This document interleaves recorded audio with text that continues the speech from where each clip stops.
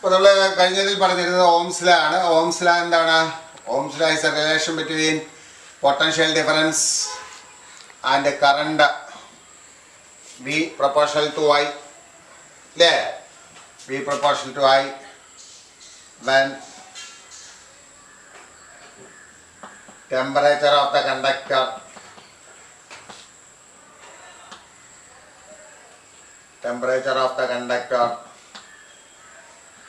is kept constant.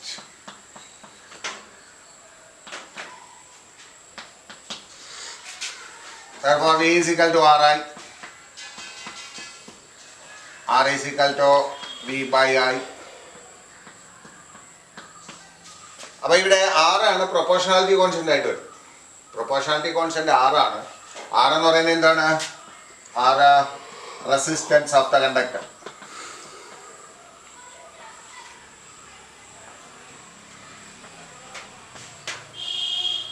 Resistance of the conductor ആണ്. It is a constant.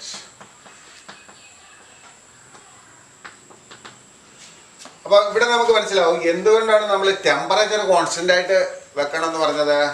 Temperature constant ആയിട്ട് വെക്കണം എന്ന് പറയുന്നത് ടെമ്പറേച്ചർ ചേഞ്ച് ചെയ്താൽ resistance of the conductor change ചെയ്യും. അപ്പോൾ ടെമ്പറേച്ചർ ചേഞ്ച് ചെയ്താൽ റെസിസ്റ്റൻസ് ചേഞ്ച് ചെയ്യും. പക്ഷെ ഓംസ് ലോ അനുസരിച്ച് റെസിസ്റ്റൻസ് കോൺസ്റ്റന്റ് ആയിരിക്കും.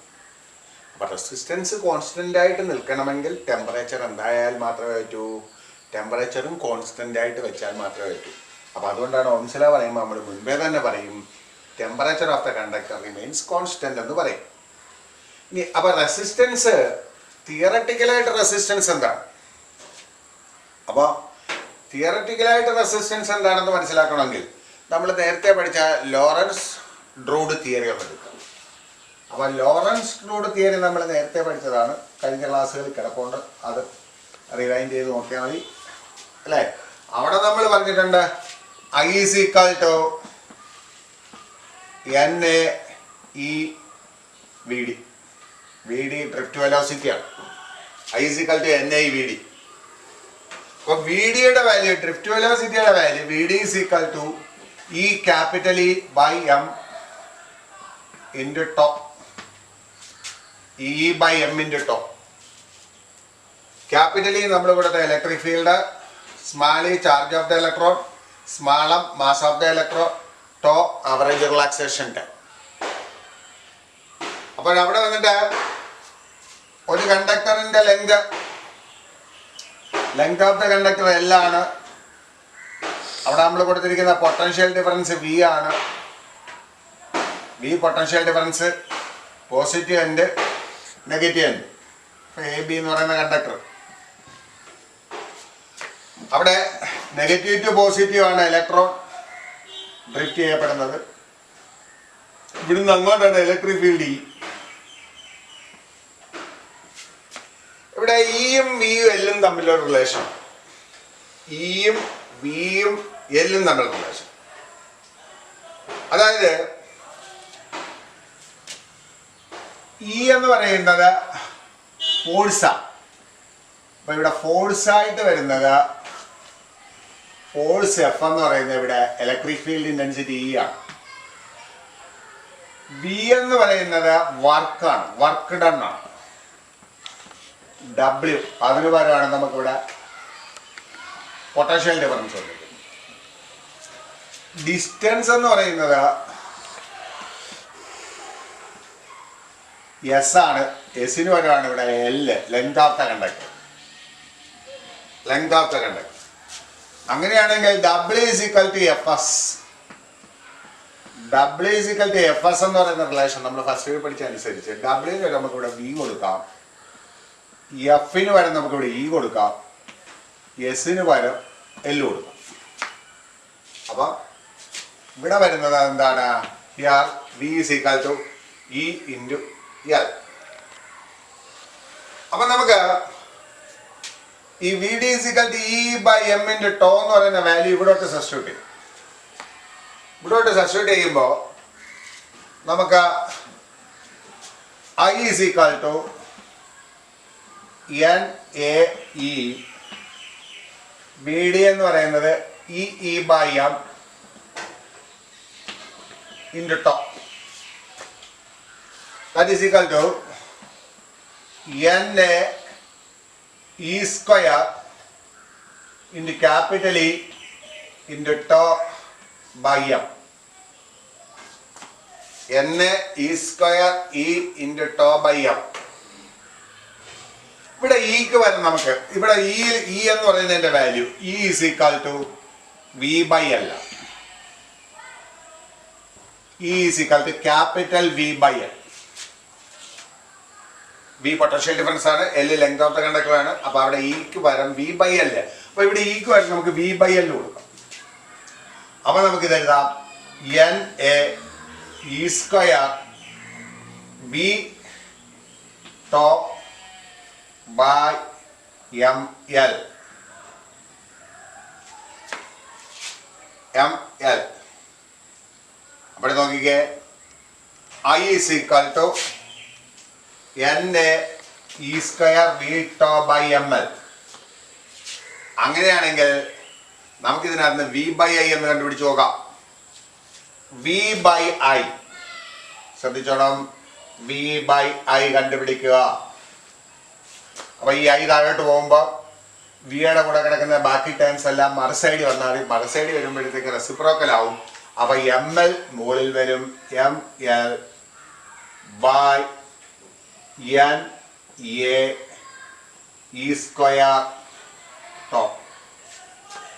നോക്കിക്കേ, വി ബൈ ഐ എടുക്കുമ്പോൾ ഐയുടെ ഇവിടെ താഴെ വരുവാണ്. അപ്പൊ എം എല്ലിന് മുകളിൽ വരും, ബാക്കി വിയുടെ കൂടെ കിടക്കുന്ന താഴെയും വരും. അപ്പൊ M L by N A E square tau. അപ്പൊ ഇതൊരു കോൺസ്റ്റന്റ്, ഇതൊരു കോൺസ്റ്റന്റ് ആണ്.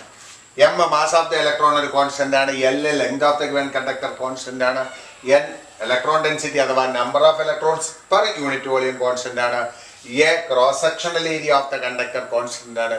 E charge on the electron constant ആണ്.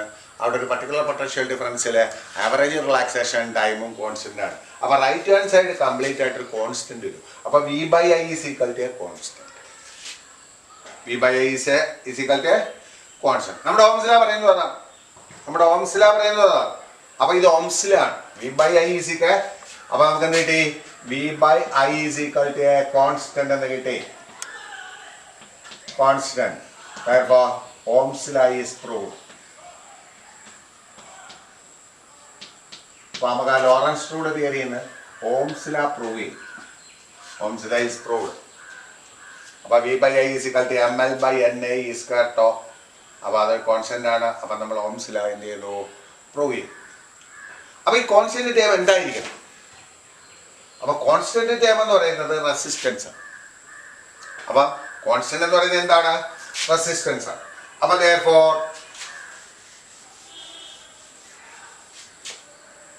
therefore V by I is equal to R.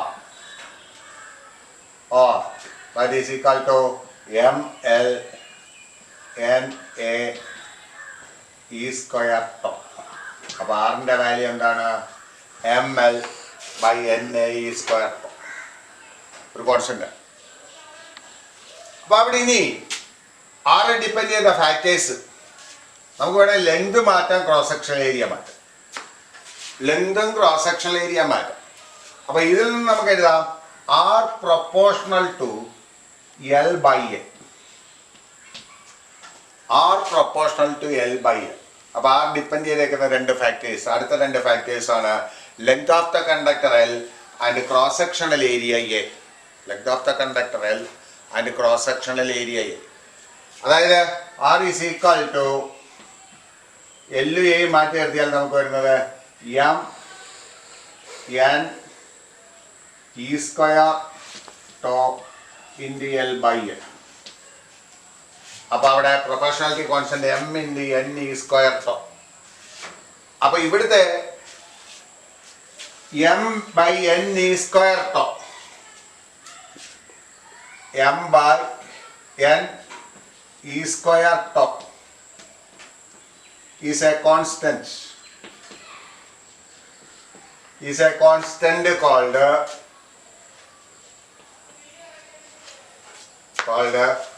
resistivity.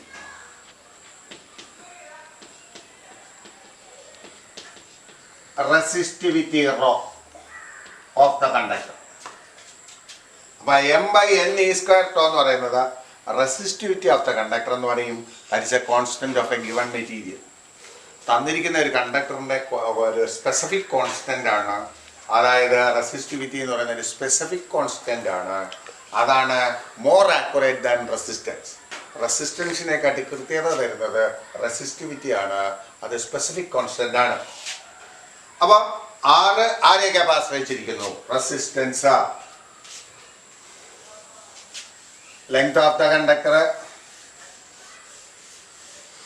Cross sectional area. Length മാറിയ റെസിസ്റ്റൻസ് മാറും, ക്രോസ് സെക്ഷണൽ ഏരിയ മാറും, temperature മാറും. അപ്പം resistance depends on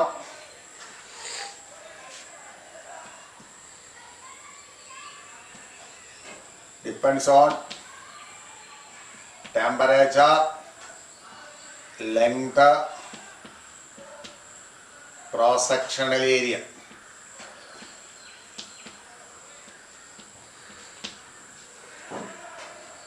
cross sectional area.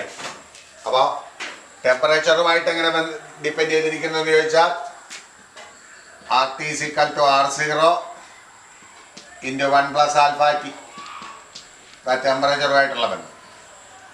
ലെങ്തും cross സെക്ഷനിലുമായിട്ടുള്ള ബന്ധം എന്താണെന്ന് ചോദിച്ചാൽ R is proportional to L/A or R is equal to rho into L/A. rho into L/A. അടുത്ത നമുക്ക് ഓംസ് ലോയുടെ ഗ്രാഫ് പരിശോധിക്കാം. അപ്പോൾ ഓംസ് ലോയുടെ ഗ്രാഫ് എന്ന് പറയുമ്പോൾ വിയും ഐയും ഡയറക്ട്ലി പ്രൊപ്പോർഷണൽ ആണ്. V is equal to RI ആണ് അല്ലേ? അപ്പം V and I,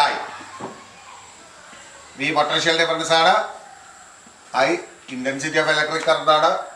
V and I are linearly related.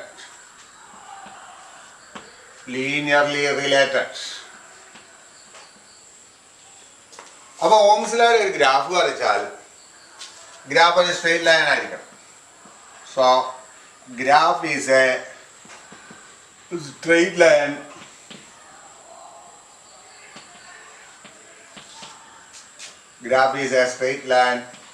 with a positive slope. Graph is a straight line with a positive slope. അപ്പോൾ നമ്മൾ x ആക്സിസിൽ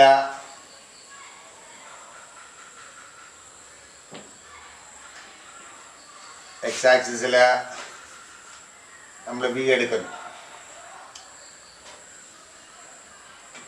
y ആക്സിസിൽ നമ്മൾ I എടുക്കുന്നു.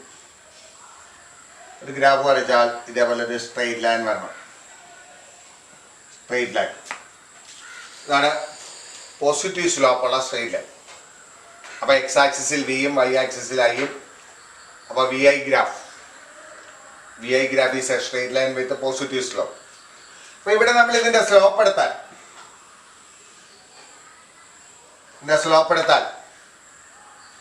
അതായത് ടാൻ തീറ്റ സ്ലോപ്പ്, ഈ ഗ്രാഫിന്റെ സ്ലോപ്പ് ടാൻ തീറ്റ എന്ന് പറയുന്നത് ഓപ്പോസിറ്റ് സൈഡ് I ആണ്, അഡ്ജസന്റ് സൈഡ് V ആണ്. അപ്പൊ ടാൻ തീറ്റ എന്ന് പറയുന്നത് I/V ആണ്. അപ്പം I/V V/I ആണ് R. അപ്പൊ I/V എന്ന് പറയുന്നത് 1/R ആണ്. റെസിപ്രോക്കൽ ഓഫ് റെസിസ്റ്റൻസ് എന്ന് പറയും. അതിനെ നമ്മൾ കണ്ടക്ടൻസ് എന്ന് വിളിക്കും. Conductance G. ഇനി ഇതേ ഗ്രാഫ് തന്നെ വേറെ രീതിയിൽ വരയ്ക്കാം. നമുക്ക് x ആക്സിസിൽ I എടുത്തോണ്ട് വരയ്ക്കാം. അപ്പൊ x ആക്സിസിൽ കറണ്ട്, y ആക്സിസിൽ V. അപ്പോഴും നമുക്കൊരു സ്ട്രെയിറ്റ് ലൈൻ ഗ്രാഫ് ആയിരിക്കും കിട്ടുന്നത്. അവിടെയും നമുക്ക് സ്ലോപ്പ് എടുക്കാം.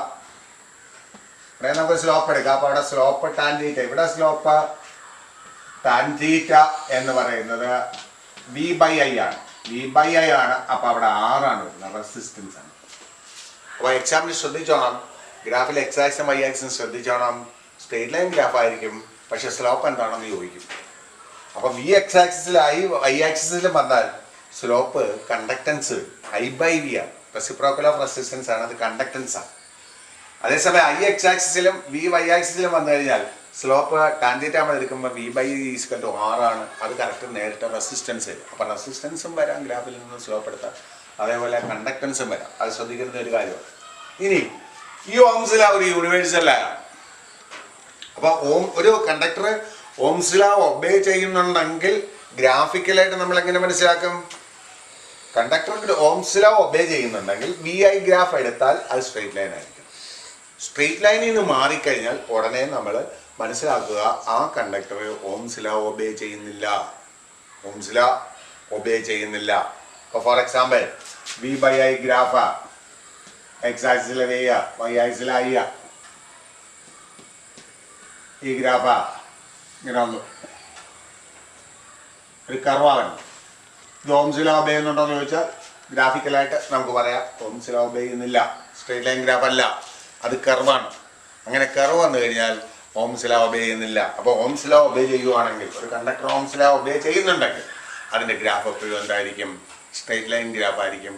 അതിന് പോസിറ്റീവ് സ്ലോപ്പ് ആയിരിക്കും. പോസിറ്റീവ് സ്ലോപ്പ് എന്ന് പറയുന്നത് എന്താണ്? പൊട്ടൻഷ്യൽ ഡിഫറൻസ് കൂടുന്നതിനനുസരിച്ച് കറണ്ട് കൂടി വരും. പൊട്ടൻഷ്യൽ ഡിഫറൻസ് കൂടുന്നതിനനുസരിച്ച് കറണ്ട് കൂടി വരും. റെസിസ്റ്റൻസ് കോൺസ്റ്റൻ്റ് ആയിട്ട് നിൽക്കും. അപ്പം പൊട്ടൻഷ്യൽ ഡിഫറൻസും കറണ്ടും ഡയറക്ട്ലി പ്രൊപ്പോർഷണൽ ആയിരിക്കും, പക്ഷേ റെസിസ്റ്റൻസ് കോൺസ്റ്റൻ്റ് ആയിട്ട് നിൽക്കും. അതാണ് ഈ ഗ്രാഫ് സൂചിപ്പിക്കുന്നത്. അതായത് ഗ്രാഫ് സ്ട്രെയിറ്റ് ലൈനാണ്. ഗ്രാഫ് സ്ട്രെയിറ്റ് ലൈനിൽ നിന്ന് മാറിക്കഴിഞ്ഞാൽ ഉടനെ നമുക്ക് പറയാം മെറ്റീരിയൽ ഓംസ് ലോ ഒബേ ചെയ്യുന്നില്ല. ആ മെറ്റീരിയൽ ഓംസ് ലോ ഒബേ ചെയ്യാത്തതാണ്. അപ്പോൾ ഓംസ് ലോയുടെ ഫെയിലിയർ നമ്മൾ പറയുമ്പോൾ ഓംസ് ലോ ഒരു യൂണിവേഴ്സൽ അല്ല. Ohm's law is not a universal law. അതിന് ഫെയിലിയേഴ്സ് ഉണ്ട്. യൂണിവേഴ്സൽ ലോ എന്ന് പറയുന്നത് എന്താണ്? യൂണിവേഴ്സൽ ലോ എന്ന് പറയുന്നത് at any condition the law is always true. ഏത് സാഹചര്യത്തിലും ആ നിയമം ട്രൂ ആയിട്ട്, അല്ലെങ്കിൽ ആ നിയമം എപ്പോഴും പാലിക്കപ്പെടുന്നുണ്ടെങ്കിൽ ആ നിയമമാണ് ഏതെന്ന് പറയുന്നത് യൂണിവേഴ്സൽ ലോ എന്ന് പറയുന്നത്.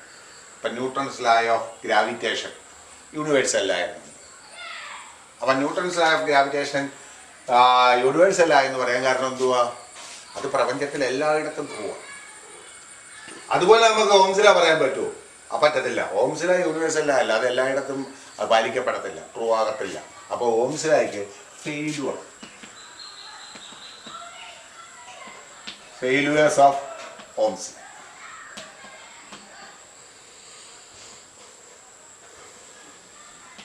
Failures of Ohm's law. Ohm's ലോയ്ക്ക് ഫെയിലുവേഴ്സ് ഉണ്ട് അല്ലേ? എന്താണ് temperature. As temperature changes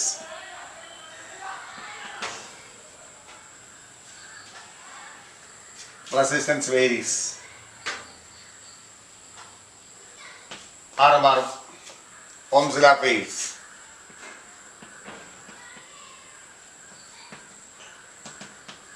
Ohm's law fail ആവും. ടെമ്പറേച്ചർ മാറി, റെസിസ്റ്റൻസ് മാറി, ഓംസ് ലോ ഫെയിൽ ആവും.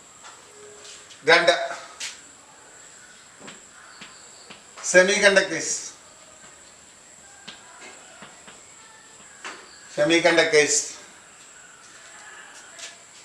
always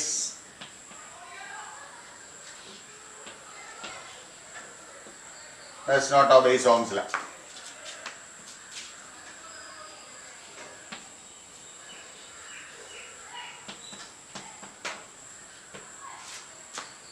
അപ്പോൾ സെമി കണ്ടക്ടർ ഒരിക്കലും ഒരു ടെമ്പറേച്ചറിലും ഒരവസ്ഥയിലും എന്ത് ചെയ്യുന്നില്ല? ഓംസ് ലോ ഒബേ ചെയ്യുന്നില്ല. 3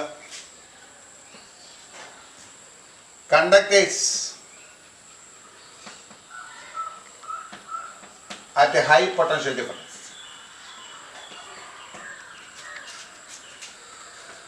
വയലേറ്റ്സ് ഓംസ് ലോ. ഹൈ പീഡിയയിൽ കണ്ടക്ടേഴ്സ് ഓംസ് ലോ വയലേറ്റ് ചെയ്യും. ഓംസ് ലോയിൽ നിന്ന് മാറും. അപ്പോൾ Ohm's law is not a universal law.